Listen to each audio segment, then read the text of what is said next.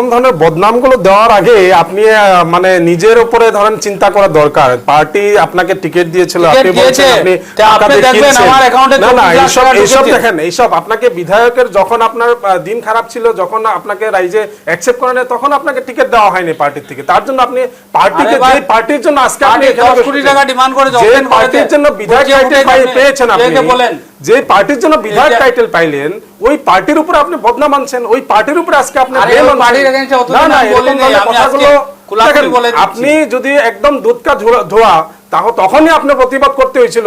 প্রথমবার আমি কেন আপনি টাকা দিয়ে টিকিট আমার না আপনার কথা বিশ্বাসের যোগ্য। আমি যখন ছিলাম আপনি মানুষটা ফিট না, মিসেসের কাছ থেকে মানুষটা ফিট ছিলেন রেজিস্টার করে নিয়ে গেছে আপনার একজন উকিল। আপনি মানুষটা ফিট ছিলেন না, আপনি অসুস্থ ছিলেন। আপনি দেখেন একটা কথা, আমরা আসছি, আমাকে একটা এইসব ব্লেম করব এইভাবে দেওয়াটা আপনি নিজের উপরে যাবে। ঠিক আছে, আমরা এর পরে এই আলোচনাটা জারি থাকবে, এই আলোচনাটা থাকবে।